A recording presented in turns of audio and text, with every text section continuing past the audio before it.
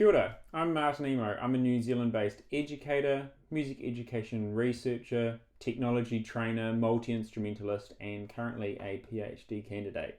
My journey of education has gone from high school classrooms around New Zealand, training teachers in Nicaragua, and also designing and leading professional development for teachers here in New Zealand, in Australia, and also overseas and online. Also conduct research for music education companies. Also work for New Zealand Qualifications Authority, work with New Zealand Ministry of Education as well. So kind of do lots of things. I fused my classical musicology degree with DJing vinyl and being a digital musician, composing and performing on some of these instruments behind me here. I also help support teachers with their students to be musically creative in their classrooms, which at the moment is in that electronic world. I've just released an album under the Duo Press roll. Check it out here. I'm currently working on my PhD looking at effective professional learning for high school music teachers, integrating music technology in their classroom.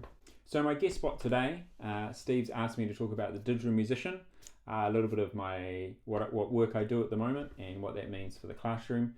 Also seen in light of Lucy Green's book, which makes sense because that's what you're learning about right now as well. So definition of a digital musician first up is a musician who their primary instrument is a laptop computer with some sort of MIDI controller, and that might be push like this, which is like the Rolls Royce, or some other sort of combination. I've got black and white notes there on a keyboard. That's because classically trained pianist. But basically a digital musician is laptop software and some sort of controller. You can have other instruments in there in that mix, but the predominant instrument is a laptop. Lucy Green's research was based on popular musicians, or what we might call modern bands. And Steve asked, what are the differences with the way that digital musicians learn? Is it less social? Do they learn with friends? And the answer is it's kind of similar in some respects to Lucy Green's, where they're modeling, they're experimenting, they're providing each other feedback, but it's different.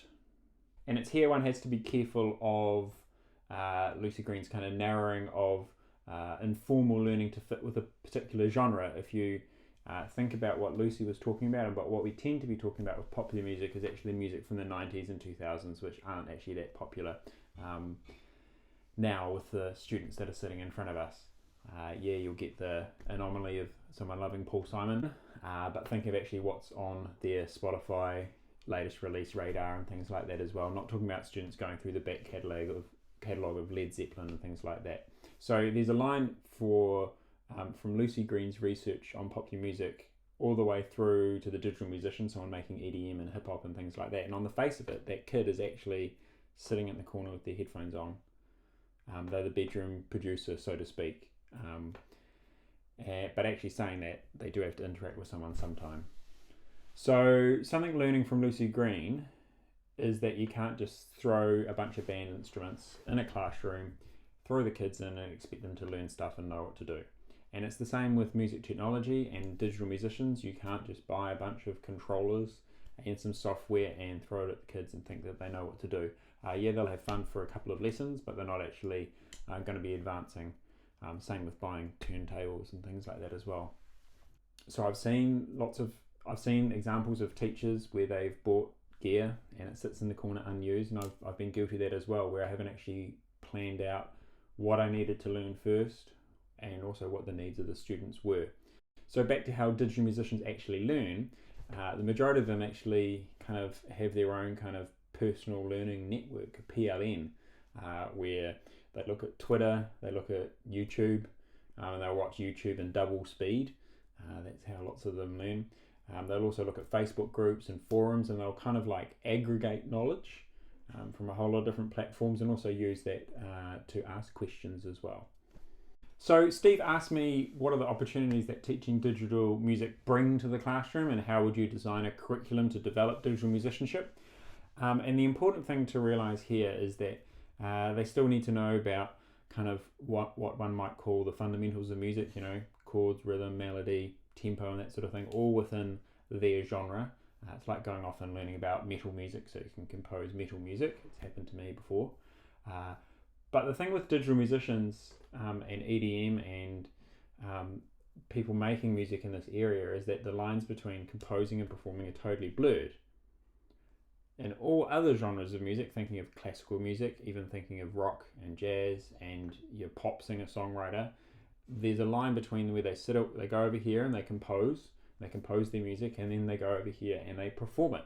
And yeah, there might be some improvising on the fly in jazz or in rock or solos and things like that, but it's all pretty set down. And then you think of really popular music, thinking of, say, a show by Ariana Grande or something like that, and it's even really, really strict and kind of, there's no fluidity in that performance because it's synced up to lights, it's synced up to dancers, and also synced up to all their vocal effects and things like that as well. With EDM, you are not bound by a linear kind of progression of time of your samples and things. You can change them, you can play stuff, you can recreate, you can sample all sorts of things, you can do anything you want. Now, saying that, I think of when the duo I'm in, Press Roll, we perform, we've got our songs from our album, we've deconstructed them, sliced them into bits and pieces, decided what we're going to play live, what we're not. And we have to kind of communicate on stage, so we can't just totally throw everything out of the water. But there's that opportunity to actually interact with the crowd and change what we're doing and stay in an area and make some more music in that area, or just jump to something else. So we've got that opportunity. We're actually recreating and composing as we perform.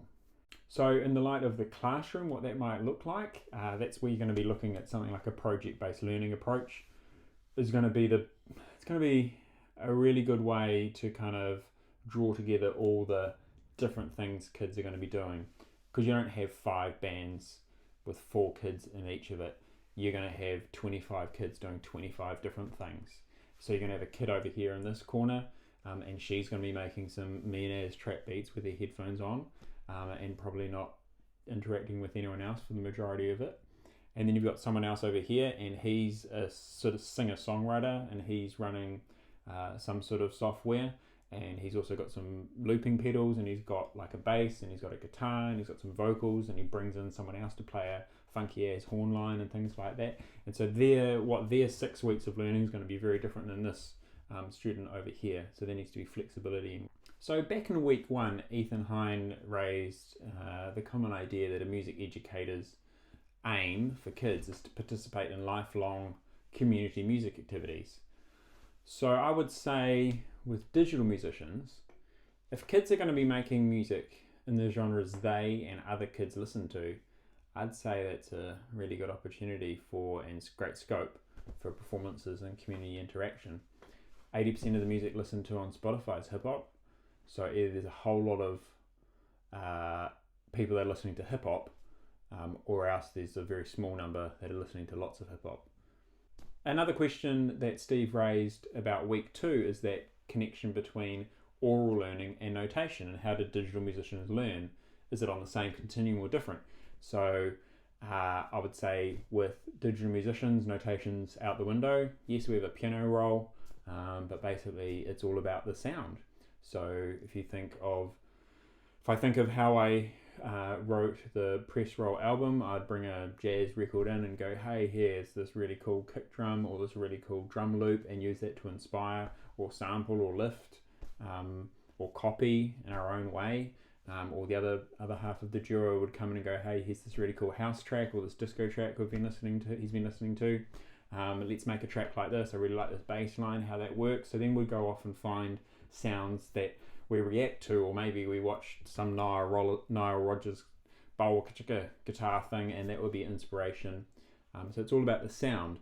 And when we're writing, of course, if we're playing some keys, or I'm playing some trumpet, or playing some fake bass or some real bass, I'm going to be notating it out. I'm going to be scribbling some chords, some notes, so I can keep in my head what we're doing, because I've got 31 years of notation behind me, and I realize that's kind of different and not common. But basically, it's all about those sounds, and then it's those processes on top of it where we're adding effects and we're doing things that we can't notate. So thinking of week 3, how do digital musicians learn? They get together whenever they can in a classroom. if there's space to do so. And so that's where I talked earlier about the student sitting in the corner making the track beats. Maybe it's an opportunity to go, well, hey, have you thought of talking to this alto saxophonist over here, getting them to play on your tune, maybe record a couple of lines or just some notes, and then you could add your synthesized horns over top of it. That's what we did on a couple of our tracks, like I think of Wham Bam Thank You Man, where I've got my trumpet, I play 2 lines on that, lay it up, and then we threw a whole lot of synthesized horns across that, and that's what Grammy award winning producers do. So that's why we did it, and it sounds great. The other thing to consider with how digital musicians learn is that there's a gender issue that's going on that seems to be a bit more prominent. There was some research in 2011 that looked at how informal learning happened with males versus females, and males basically just did all their kind of communication via musical gestures, where they actually played stuff to each other. And with females, there was this real divide between them talking about things and then them playing things. So that might have come up in your readings or your discussions and things like that, but that's a little bit something to consider when we're thinking of EDM, which is predominantly male music as well, but basically for how they're going to communicate with you in your informal learning is that they're going to communicate by pressing spacebar. So to wrap up, I thank you for watching this, and also to give you a freebie. There's a link at the bottom to email someone at a company called Melodics. Melodics is a company made in Auckland, New Zealand, made by the ex-CEO of Serato, world's best DJ software. And so Melodics is an app that basically trains digital musicians, trains them it's a gamified, skilled-based program where there's grades, there's also courses and lessons, and you're teaching them how to do pad drumming, playing keys, bass lines, and also electronic kit drumming as well. And it's really awesome, and they're really into building those skills for digital musicians of practice and things like that, because this is an instrument. This device here is an instrument, and so you need to treat it the same way. And so that's kind of an answer of what you actually do with them. That would be my first answer. So if you click on the link at the bottom of this or in the description, that'll give you a free go at that, and it'll be awesome. Cool, thank you.